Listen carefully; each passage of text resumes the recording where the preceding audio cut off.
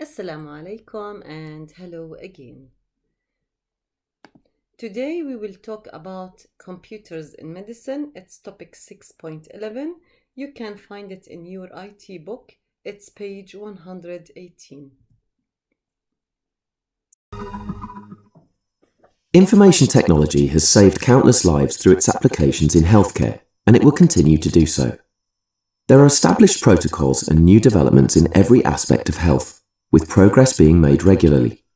This pod looks at some key areas, namely patient data, scanning technology, health-related software, and, believe it or not, 3D printing.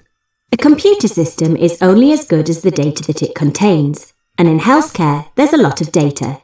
There's actually far more that could be stored, but we don't yet have the input, processing and storage capabilities in place. If we could store the entire DNA sequence of every human, for example, the impact on people's health would be profound. Data that does exist and is commonly accessed includes patient data and pharmacy data. Patient data includes everything known about your physiology. This would include your height, weight, BMI, and the findings of any physical examinations. You would also find details of every illness you have ever been assessed for, together with dates and any treatments. This can speed up diagnosis and treatment drastically. If you go to your doctor with an ear infection, your doctor could quickly find out that you had one several years ago and which drug was used to treat it. Even if you're far from home, that information could be transmitted to a hospital or GP surgery near you. Pharmacy data is increasingly important, as the number of drugs available grows continually. Obviously, a doctor would need to find the drug that is best suited to your symptoms, but also your age, sex, and previous medical history. You might have an allergy that rules out one form of medication, or you might already take a drug that reacts badly with a potential new one. Using data to identify and evaluate drugs makes the search far quicker and less prone to mistakes. Scanners exist for many aspects of a person's physiology. Sensors can monitor your heart rate, blood pressure, body temperature, blood sugar, blood oxygenation, breathing, and many others. These readings can be stored digitally, which can help with diagnosis. MRI scanners and CT scanners use magnetic fields and X-rays to take detailed internal pictures of patients. All of this information helps doctors to make decisions quickly.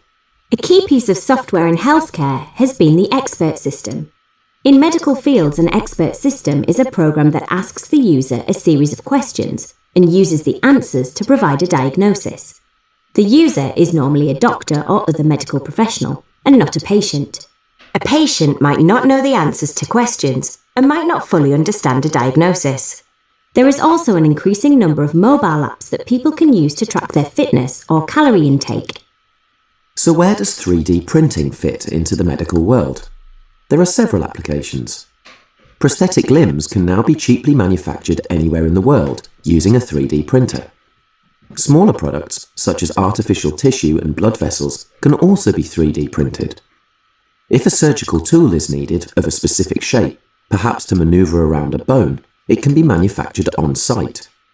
A person's internal structure can even be scanned in 3D and then 3D printed to give doctors a better understanding of a patient's body. And now let's see computers in medicine. It's used in many areas of medicine, such as keeping patient records and pharmacy records, monitoring of patients in a hospital, diagnosis of illness using expert systems, the use of 3D printers in many areas of surgery. Yes.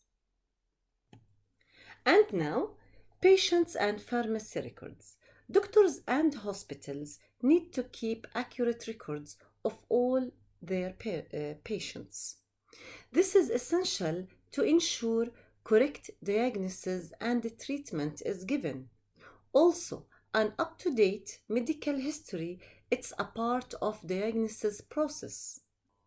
Databases are kept by doctors and hospitals so that data can be shared between medical practitioners and pharmacies. Also, databases allow a quick and easy search for a patient record, which could be very important in the emergency. When accessing the patient's medical history, it could mean a difference between life and death.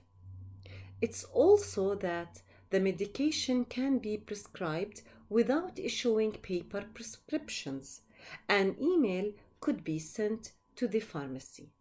Now, what is the data or the information that I want to keep in my patient's database? I need a unique identification number, which is the primary key, name of the patient and their living address, date of birth, the gender, medical history, blood group, and any known allergies for this patient, the doctor who is responsible for this patient, any current treatment, any current diagnosis, important additional information such as X-rays, CT scans, and so on. Now, monitoring patients. We saw that in the sensors in section 6.3, by connecting a patient to the computer system, it's possible to carry out a 24 hours monitoring of the patient. This computer can monitor heart rate, respiration, brain activity, blood or body temperature, blood pressure, blood sugar levels, oxygen levels in the blood. And these results are shown on a monitor in one of the two forms, or maybe the two forms together, digital readout and graphical readout. Digital readouts, what's the value of it? It gives the nurse or the doctor an immediate value for this reading. But graphical representations are used to show trends over a period of time, like an analysis.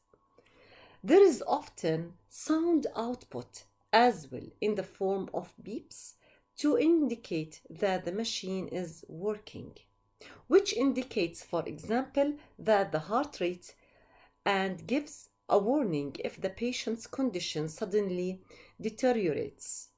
All of these outputs give the nurses and the doctors useful information about this patient. Now, using sensors and computers has many advantages over taking readings manually, which we saw in 6.3 and also in chapter 2 for the input devices. Now, these are the advantages. It's like a revision, so you can read it and you can add it to the summary of the past lesson. Now, expert systems to diagnose the patients. We have, as we know, input screen, output screen, and the expert system. Now, input screen, output screen are both together, are the interface, the user interface, to make the user work with the expert system. First of all, we have the interactive screen, which is represented to the user, and the system asks series of questions about the patient's illness. The user answers these questions, either it's a multiple choice or yes or no. Then a series of questions are asked to this patient based on their responses in the previous questions. Now, what's the function of the expert system in this system? The inference engine compares the symptoms entered to those in the knowledge base, looking for matching in the database. Then the rules is used in matching the process. Once the match is found, the system suggests the probability of patient's illness being identified accurately. Then the expert system also suggests possible solutions and remedies to cure the patient or recommendations on what to do next. The explanation system will give reasons for its diagnosis so that the user can determine the validity of diagnosis or suggested treatment.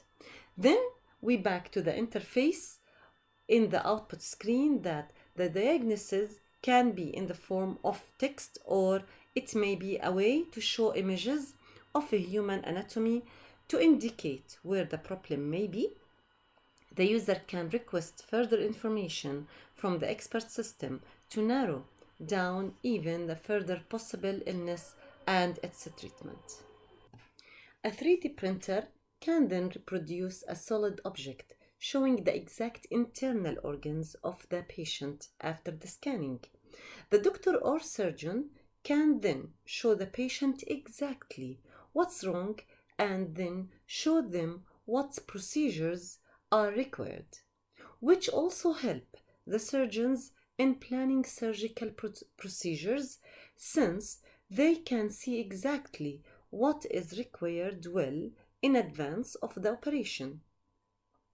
Also, 3D printing systems enable blood vessels, major arteries, tumors, and others to the part of diagnostic pre-surgical aids, which also allows the patient engagement which would be missing from more traditional consultations methods.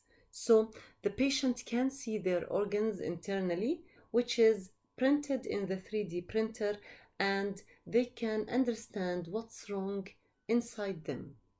Now, some 3D printers produce hard nylon objects which are used in certain pre-surgical planning. How?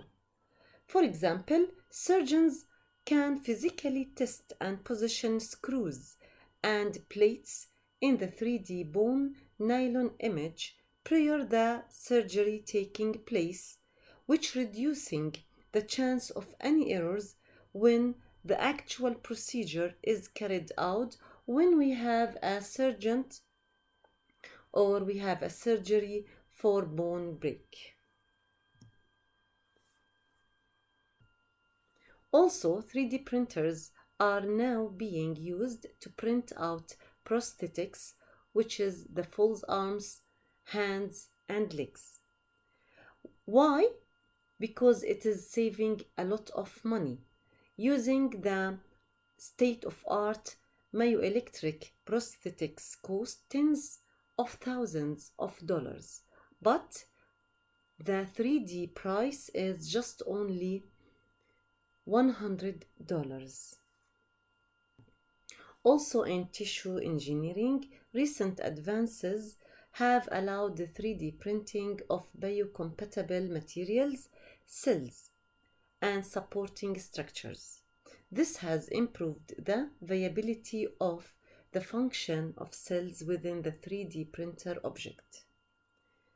Now, 3D bioprinting is a very complex process and requires the input from biologists, medical engineers, physicists, and other engineers. It has already been used successfully to produce multi-layered skin tissue, bone tissue, heart, artery grafts, and tracheal splints.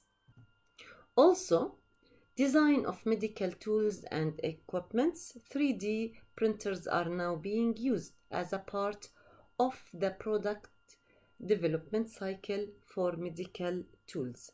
This allows the new medical equipment tools to be made ready for the market much faster. Traditional methods of producing new equipment tools are very time consuming and also very expensive. 3D printers create injection molding tools which allow several prototypes to be made within a short period of time. Traditional methods require aluminum molds to be made, which is slow and expensive process. Development time is reduced on average by up to 90%, and development cost is reduced on average by up to 70%. This is important in the field of medicine, where it is essential that development time and costs are reduced to the minimum.